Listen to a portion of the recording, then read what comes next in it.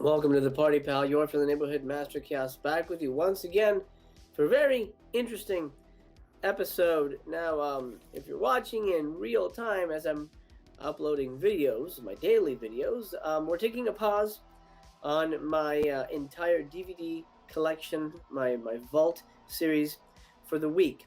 I'll return to that next week with the rest of the shelves, but I thought for Thursday, the day before Hollyweird, episode 6, which I will talk about later on in the video. I'm going to tell you who my guests are, my amazing special guests, and give you a little tease as to what we're going to be talking about.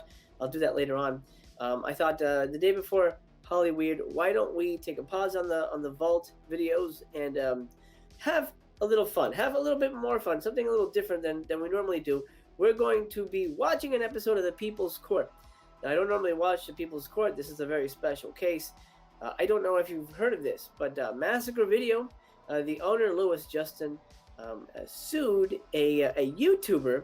Well, I shouldn't put it in quotations. He is a YouTuber. A YouTuber who was pirating, or as they say, bootlegging films that were owned by Massacre Video, and I believe also Vinegar Syndrome is involved. So the episode is up. It's on YouTube.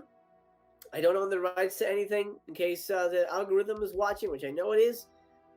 But this is a reaction video. We're going to watch it together, and alongside the video, I'll be there making faces or whatever.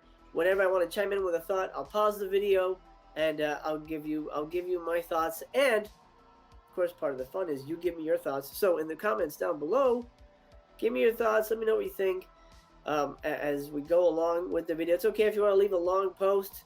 You know, you can edit. Oh, I didn't realize the guy said that or whatever. That's kind of cool. I like that, and I will respond to everybody. I do respond to every comment I get. So, without further ado, let us watch the People's Court episode where Massacre Video versus a bootlegger. I just want to remind you that Mastercast TV is the ultimate variety channel for movie and TV fans. If you like collecting physical media or hearing about Hollywood and movie news, hey, this is the place to be. So, without further ado, let's pop right in to the People's Court. Real quick, this is Louis Justin. Now, this is the guy who runs Massacre Video. I love the dude. I love it. He reminds me of Daniel Plainview, kind of a Daniel Plainview style guy. You know, from There Will Be Blood. I think he's got like a bolo tie. Kind of what I'm doing here. Interesting. I love the look. I love the look, Louis. This is badass. Okay. So, he owns Massacre Video. He owns the movie in question. Now, the gentleman that they're talking about there, he runs a show on YouTube called Creature Features, which, from what I understand, and I've seen a couple episodes here and there, it's sort of a takeoff of the original Creature Features, you know, like classic horror host show, Creature Features. And that's what he does. He wears like an eye patch, and he sits on a set, and he hosts the movie. So I didn't see Hack-O-Lantern on that, but this is what it's going to be concerning Hack-O-Lantern. But I assume he hosted those segments. Let's get into it. That's a big no-no. He's suing for $10,000 for his damages. This is the defendant, James Curry. He says he's the host of a late-night internet show about old horror movies. The plaintiff claims he has the rights to one of the ones he commented on, hasn't shown him proof, and he owes him nothing.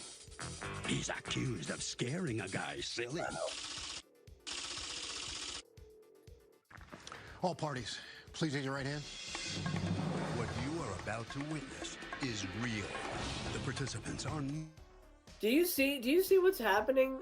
Did you see what they do? I didn't know that they did this during COVID, that they literally have TV screens on the podiums for the defendants and everything. How insane is that? Okay, let's get into it. People's Court is now in session. The Honorable Judge Marilyn Williams now presiding. Litigants have been sworn. Oh, wow. She's not even there either. Thank you, Douglas. You're welcome. Okay. Mr. Justin, you own a company called Massacre Video? Yes, ma'am. Tell me what you do for a living. We release old horror films. We do restorations off the original negatives. We do new stuff too, mostly low-budget films. So we work with the producers, buy the rights to them legally, and what do you do with them? We sell them. We produce DVDs. We license them to streaming companies. So we just, once we own the rights, we just exploit them for our company's gain to keep going. Okay. How long have you been doing that? I started when I was 17 years old. Oh, how long have you been doing that? I don't know how old you are. Yeah, I'm 30 years old, so I've been a while. Okay, so you've been doing it quite a bit of time. Oh. All right. Did you know the defendant before what we're about to talk about happened? I did not know. Okay, so what happened? I was doing my normal search of the internet for bootlegs of our films, and I came across Mr. Curry's channel where he was bootlegging our film Hack-O-Lantern and using a ripped master from our Blu-ray. And that's how we discovered that he was bootlegging the film. So what do you do? From this point, I then use my tools that I have with me, which is I am able to contact YouTube and Vimeo and have the video removed via the DCMA Act. Okay, and you also filed a complaint against him with. It's DMCA. It's honest mistake, but DMCA, Digital Millennial Copyright Act, something like that. I've had one of those actually on this channel for a review that you'll never see, but it was I did show clips of a film, but it was in order to review it and react to it. So it was bullshit, but it happens, and I know I didn't own the movie or have the copyright on it, but this guy claims he does. Anyway, continue. DCMA, and what is DCMA? That's the Digital Millennium Copyright Act. It works with sites like YouTube and Vimeo that as like a middle party when there is rights disputes. Okay, Mr. Curry, talk to me and tell me what is it you do? Well, as you said, I have an internet show, and I show old movies and so forth. And I found this movie and ran it. And the first I heard of a problem is when he filed a DMCA notice. By the way, Hack-O-Lantern is a good movie. I actually own the Massacre video Blu-ray, so if you're interested in it, go grab it. Especially now, I feel like it's like a hot topic, a hot film to grab. It's so funny. Now I'm noticing something about his eye. It's his left eye, if I'm not mistaken, according to the way it's laid out here. In the show, he wears an eye patch, covering his eye. And I see that there might be something wrong with his eye, so I'm guessing that's why he wears an eye patch as part of the character. He wears it under the same glasses. He just wears it under the glasses. So I'm guessing there's something wrong with his eye. Anyway, beside the point, I just wanted to bring that up. Right, but you didn't produce that movie. Whose movie did you think? I mean, why is that okay for you to air other people's movies? Like, why would you think that that's all right? Well, there's no extent. Well, I shouldn't say that. The filed copyright has sort of expired. The producer's dead. The director's dead. The company went under. They sold the rights years ago. So there's no active copyright protecting it. I didn't know that at the time. I, like many other horror hosts, work through a series of lists that we share, or some of us share, and this was on it. I often preload a movie onto a different account on YouTube for weeks, months, sometimes even years before I get a chance to run it, giving me the chance to have people file complaints should it be copyrighted or currently being used. That's a good point. That it's interesting as a YouTuber. Now, I'm not saying he's right, or anything, but as a YouTuber, I've put up stuff that all of a sudden gets claimed. I'm like, wait, why is this claimed? I put up a thing, did a video on Friday the 13th, and it got claimed by some music company saying that I had used their song. It was the Friday the 13th theme song. It wasn't their song, so obviously I disputed and I won. But that does happen. So if it's true, I'm not saying that he gets away with it, but I'm just saying, devil's advocate. If it's true that he's saying he put this up a long time ago, months in advance, just to see if the algorithm would catch it, and if the algorithm would give him trouble, and he seemed to, and it was sort of in the clear. I'm not saying it's okay, because obviously people can buy the rights afterwards or whatever. But I do think I think that's a good practice. If that's what he's doing, making sure that no one's going to come after him and no one's going to be worried about it, I think that is good practice for any YouTuber who's doing material or footage that is, obviously not ours. well, for example, right now the People's Court. This is for me. This is a commentary, so I think I'm in the clear. But it's interesting that he says he does that. I wonder if other YouTubers do that deal in putting up full movies and things like that. Because I know Nosferatu in Venice from Severin is up on YouTube. That's how I saw it, and I don't know if Severin's going to go after them or not. But well, remains to be seen. Okay. Right, but what efforts do you make before you put someone else's intellectual property on the air? Because I think you know that you can't do that. That's not permitted. So what is your theory, that the movie is so old it's no longer copyrighted? How old is the movie? It's from the 80s, right? Yeah. Yes, it was produced in 1980. It's not that old. That is right. And post 1978, you don't have to go and file a piece of paper anywhere. Post 1978, everything is assumed to be copyrighted when it's not your intellectual property, right? It's not your creation. So you said, like other horror hosts, that's what you have an internet show called The Creature Feature? Creature Features, yes. Right, and do you do anything to them to make them yours, or you just air them on your channel? What is it you do? Oh, actually, I do quite a bit. And specifically this one, I found a very poor quality 360 resolution original, which I remastered myself, adjusting color, sound, framing, and of course the resolution, and upscaled it to 4K. Okay, but so I invested a great deal of time and energy on it. Right, but Mr. Curry, it's someone else's property. You know it's not your property. Right. True. But right, so every movie that you put on, if you don't have permission, but time is like 1920s. Time isn't from the 80s. I mean, you know, when you say, oh, when time, it becomes public domain, we're talking about really old flicks, not something from, 30 years ago. Correct. Right, so you know that what you're just banking, it's just a cost of doing business for you. You're banking on not getting caught, but which, okay. But then when the guy calls you and says, or emails you and says, stop this, how is it that you're jabbering back at him like, prove to me you own it? Ooh, this is getting scary. The testimony continues. I have regularly had people contact me and say, oh, I own the rights to that. And I ask, okay, cite your source. None of them have ever done that, because almost all of these people are people that, they don't own the rights, or they have no contract, they have nothing. They're just people. Why would they care? If the people didn't own the rights, why would they call you and tell you to stop airing it? They don't care. The plaintiff says he owns the rights to a horror movie the defendant is streaming on his Feature Creature YouTube show. Look at it. Look at how insane this is. This is the world we live in right now. Look at this. Look at this. The screens are set up. Oh wow. I'm gonna go full screen for a minute so you can see a little better. Look at this. The screens are set up on the podiums, plaintiff and defendant. This is unreal. This is why is the? I mean, it would be amazing if the bailiff was a screen on a little scooter moving around between them. He's the only one that's real. Why isn't she there? She should be there. Why can't she be there? It's screens talking to each other. This is unreal. This is unreal.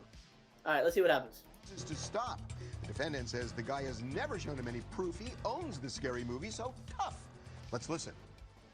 As I point out, I have regularly had people contact me and say, oh, I own the rights to that. And I ask, okay, cite your source. None of them have ever done that, because almost all of these people are people that, they don't own the rights, or they have no contract, they have nothing. They're just people. Why would they care? If the people didn't own the rights, why would they call you and tell you to stop airing it? They don't care. Like, if they didn't own the rights, they wouldn't even call you. I mean, people get bored. People get bored. Internet trolls and so forth. So. Yeah. All right. I mean, that's kind of a good excuse. Internet trolls are out there. People are idiots. People could be assholes and jerks. I can see how someone say, no, you can't show this. I own it, just to cause trouble. Maybe maybe file false claims, flag the channel. I'm sure that happens. But I would assume that Lewis provided information. Let's go further. So talk to me about Massacre Video and how it owns the rights to, what's the name of it? Hack-a-Lantern? Hack-a-Lantern. What's Hack-a-Lantern about? Tell me what Hack-a-Lantern is a doozy. It is a film that is Indian produced. It was made for the American markets, and it was meant to kind of go off Halloween and the successes of that. So they made their own basically low-budget film, and it was the producer who is very much alive, Rajesh Malhotra's first feature, and he produced it here. So it's just a story of a satanic family based around Halloween. It's a very just goofy B-horror film. And you know who stars? You know who stars in this movie? And I didn't actually realize that. I mean, I'd seen the movie before, but I'm watching it. I'm like, wait a minute, she looks so familiar. Jenna Fine. Jenna spelled Geanne Fine. One of my favorite porn stars. This is before she got into porn, I'm pretty sure, because she, you know, she had her regular jugs, and then when she got into the adult film business, you know, she sized them up. I know that quite well. All right, continue. Okay, and when you say he's very much alive, is he available there to testify? I believe you said he was there as a witness for you? Yes, he is here to testify. May I speak to him to see how alive he is? Absolutely. Whoa! Hello, sir. How are you? I'm fine. Yeah, I'm the producer of the film and owner of the film. And wow! Case closed. Case closed, as far as I'm concerned. He brought the producer of Hack-a-Lantern. Oh, amazing. Okay, well played. I sold it to Massacre Video, and this guy claims that he owns the copyright or whatever. I don't know. Oh, he doesn't even claim that. It's worse than that. He just says, you prove you own it or I'm not going to stop violating copyright law. Oh. So when you say you're the producer and owner, did you or didn't you sell the rights to the plaintiff, to Mr. Yes, Justin? I did. Okay. And how long ago did you sell them? What, 2-3 years ago. And is it forever or just for a limited period of time? It's forever. Wow. Provided I get my payments. Provided you get your payments. Well, I'm sure he'd like to get paid, but it's hard for him to get paid if someone's putting it on for free. You sell this on Amazon for how much, Mr. Justin? It goes through our distributor, so we're getting a wholesale price from our distributor, but I believe the retail on Amazon is $29.99 for a physical copy, and it is actually being streamed legitimately on Amazon Prime as well if you have a Shudder account, which is a subsidiary of AMC. So we have studios licensing it from us. Okay. And did you ever talk to Mr. Curry? I did not personally talk to him. I had a colleague of mine call him before we filed the suit just to attempt to solidify it over and just let him know we do own it. And unfortunately, per Vimeo's rules, once he filed a counterclaim against us, we were forced to take him to court to get the video shut down. They would not be the middleman. So I called him just so we wouldn't have to go there. And he was showed his blatant misunderstanding of copyright law and was very arrogant to us. What did he say? Demanding we What did he say to you? Mr. Curry stated, you may own the rights, but there is no copyright for it, so you can't stop anyone from using it. Showing, even if I showed him the paperwork, he is not going to stop. I mean, look, this is case closed. You can already tell that the judge is already on Lewis's side here. She's not even like being impartial. She's like, no, man, creature features guy, you're blatantly stealing a movie. I mean, case. How long is this episode? I mean, I think it's like what, 16, 17 minutes. Case fucking closed. The producer came out and said, I'm alive, and I gave it to Massacre Video. Oh man, this is great. But you know what? This sets a precedent. This sets a precedent for other bootleggers, other people on YouTube or anywhere else getting these movies out there illegally. By the way, if you have a Shudder account, go check out Hack-a-Lantern. I didn't pay $30 for mine, but I bought it through. I'm pretty sure I bought it through Massacre Video. I think it was like $20. But anyway, let's go. Welcome back to the People's Court. I'm Harvey Levin. The plaintiff says the defendant can't post his horror flick without his permission, but the defendant seems to think he can because it's public domain. Let's see what the judge thinks. Well, in our first email with them, I told him Here we go. he owned the rights to this, and Mr. Curry stated, "You may own the rights, but there is no copyright for it, so you can't stop anyone from using it." Showing, even if I showed him the paperwork, he is not going to stop. All right. Did you do any research online or anything to see if they were registered, if the film was registered, Mr. Curry? At that time, before that, no, I hadn't. As I said, I was working. When did you do that? Right. Well, after the gentleman called. And then what? What'd you find? Well, I found that there is a copyright, as I said, for a company that doesn't exist anymore. And my lawyer, as we pointed out, said, you know, I'm not wearing the white hat here. I'm not wearing the black hat. It's a gray hat. He says he has a lawyer. Now, I don't think you're wearing a gray hat at all. When you say error, an error was made by who? Well, by me in this one, yes. Okay. I understand what you're saying. Here's the rights assignment. And, of course, we had direct testimony from the producer. Yes. But your channel, Mr. Curry, how were you even able to get the name The Creature Feature Show? Or I guess there's a lot of I remember watching something called The Creature Feature Show. Yes. I mean, I was actually back in 2008.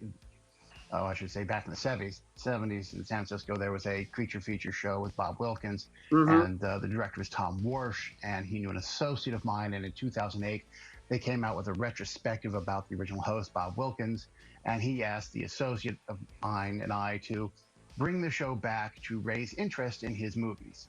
So we did that, and I've been doing this ever since. And I saw that there was some litigation over the name The Creature Feature. Tell me about that. I had the name. I've been using the name Creature Features in good faith, and then a couple of years ago, you went out and you trademarked the name because they hadn't thought about trademarking it, or there was no, or it had expired from the original show, or what? So you kind of get the idea about rights and violating rights and having rights. I think you get it, right? She's got him, man. She's got him pegged. I mean, if the dude went out and trademarked the name, he knew to protect himself and to protect the name. Now, he mentions Bob Wilkins in the original Creature Features, and that's basically what he's doing. I think he says, I watched one of his videos recently to prepare for this. He's been on the air for 13 years. That's insane to me. 13 years. 13 years doing this. Yeah, it's essentially him doing Creature Features to Bob Wilkins. When he has a skull on the table that he calls Bob, I believe. So, if he's the official Creature Features, that's interesting. It doesn't make him right. I'm just saying it's interesting when it comes to the world of horror hosts that this guy knew to protect himself and the liability of having the name and maybe going after other people who use it. Oh, I get it and all, but I would take umbrage with the argument that I was somehow aggressive or a problem here. I was actually quite polite to the gentleman. And as I point out, lots of people say that. It doesn't mean anything. As my lawyer once said, you can say anything you want until you get in front of the judge. Then it's got to be the truth. So shows like mine are always starving for content. So we're always happy to talk. Yeah, because you don't own any. Right, but that's a problem. You're starving for content because you don't own any. Now, Mr. Justin, what is it you're asking for here today? I was asking for $10,000 in damages. It has damaged the thing and just the time we've had to spend on this case because it should have went away after the very first complaint. It's the fact we had to take it to court was the, I think, fourth step already. Like there were 3 steps that got us here already. So you need an order, though, that says that a court of law heard it and found in your favor in order to keep it off of those other sites. Yes, ma'am. Correct?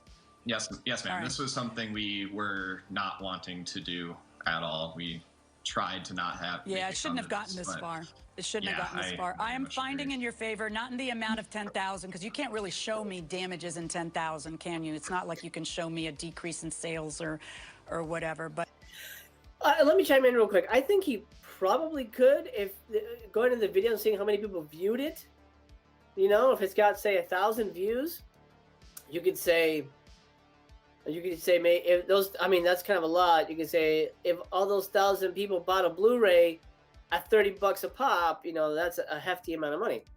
But or even that, I mean, that's a lot. But or you could say if all those 1,000 people bought a Shudder subscription for a month, what is that? $7? I don't even know. So that's probably a good way to work that out. But if he wanted to break it down that way, I don't know where he got 10,000 from. But let's see what he gets. I'm Mr. Curry. I don't agree that this is gray. I think this is extremely black and white. Yeah. I think that this ended up causing him a great deal of heartache. And if you have a lawyer who you consult with, perhaps you should consult with him on what the definition of public domain is, because this is not it. Okay, and perhaps you already have, and you know that only full and well. I am ordering a verdict in favor of the plaintiff in the amount of $2,500. That's my judgment. Thank you, Judge. So the plaintiff gets $2,500, not $10,000. Mr. Curry, the defendant, you got caught this time, and it's costing you. What are you thinking right now? Well, as I said, I was working from a list, and an error was made, and this happens from time to time, and you take it in stride, and you move forward, and you try to do a better job. It's not like there's a guide on how to go around doing this. Well, hopefully in the future you'll be more careful. Really. Okay. All right, Mr. Justin, you were seeking $10,000. You didn't quite get that, but you are victorious. So how do you feel now? I feel great. Mr. Curry was aware of what he was doing. After we served him the documents, his YouTube channel went from 70 videos down to 4. He knows what he's doing. So I'm very happy with the judge's decision. All righty. Well, good for you. Congratulations. All right. Thank you, let's sir. join the judges now for another session of After the Verdict. Certainly in this case. Well, I'll tell you what, real quick, before I get this little after the fact. What's interesting about this is even though he didn't get the 10,000, he's getting 2,500 for his trouble, and now he can pull the movie off officially from YouTube and Vimeo and all that stuff because of the whole counterclaim. Then now Curry's situation is he's got to go through all of his movies and make sure that it's kosher in terms of copyright. Now Lewis mentions that he'd pulled some of his videos down. I went to his site yesterday, and he's got a ton of episodes up. I didn't see the whole list, but he's definitely got more than 4. So I don't know. I don't know what his Creature Features channel is going to be at the end of the day, but it's interesting. I find it quite interesting. All right, let's see what the wrap up is. Plaintiff was entitled to be compensated. Aren't you dying to see this horror flick? I just don't remember a lot of Oscar buzz back in 1988 on Hackle. Yeah, but there's nothing better than B horror movies. I love it. No, I love them too. Are you kidding me? I'm a sucker for a good scary movie. Love them. Yeah. But yeah, Hack-O-Lantern was not one that I ended up seeing. I think the defendant knows full well and good what it is that he was doing, and it's not gray in the slightest. And he was kind of arrogant in the correspondence. And if you're in the shoes of a guy like this plaintiff, you have to be eternally vigilant and constantly looking around and checking to see who's using your stuff. Right. Right, that's got to be no way to live. I hope he makes a good living doing this. It's a kind of a really cool job. I mean, I guess what he needs to do is register his copyright. He does. It's just a form. It's not that difficult. Right. And then he can go into federal court and slam people and get attorney's fees and greater money damages, etc. Yeah, absolutely. I think that's it's probably something that Lewis is looking into doing right now. How crazy was that? How amazing was that? Congrats to Lewis, Justin, and Massacre Video. That's a victory for distributors and boutique labels everywhere, and for fans as well. And I hope Mr. Curry learned his lesson, and all those bootleggers out there. Remember, you're being watched, and fans support the labels, so keep that in mind. Okay, my friend, I'm gonna leave you for now. I hope you enjoyed watching that with me, and I hope you enjoyed sort of chatting and reacting to it with me. Down below is where I hear from you. So do me a favor, leave me a comment. And while you're at it, leave me a thumbs up. And if you have not already joined the Chaos crew, make sure to subscribe. I'll see you tomorrow. I'll be here. I hope you will be as well.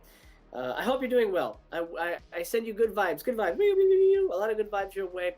This has been your friendly neighborhood Master of Chaos. I love you just the way you are. You know what I forgot to do? Oh my God, Hollyweird. I forgot to talk about Hollyweird. Hollyweird Live, my one and only live show for now, is this Friday, February 26th at 5 p.m. PST. That's Friday, February 26th, 5 p.m. PST, and that's LA time. And we're going to be talking Golden Globes. It's our Golden Globes extra special edition. We're going to be going through the list of nominees and picking out our favorites, our must win, our should win, all that good stuff. And who will join me for that magic episode? Well, got two new guests. I'm very excited to welcome Eric from, well, I guess he's not from, he is the Asian movie enthusiast himself. Eric will be with us, and Mr. Tony of the Dead. Tony of the Dead and Eric, the Asian movie enthusiast, will be joining me to discuss Golden Globes on Hollyweird Live again tomorrow, Friday, February 26th, 2021 at 5 p.m. PST. I hope you'll join us because it's going to be a doozy of a dilly of an episode. Links for them in the description, by the way, if you want to go subscribe and check out their channels. Feel free to do so. Okay, my friend, now I will officially sign off. I love you very much. Take care of yourself. I have been your friendly neighborhood Master of Chaos, and I remain to be continued.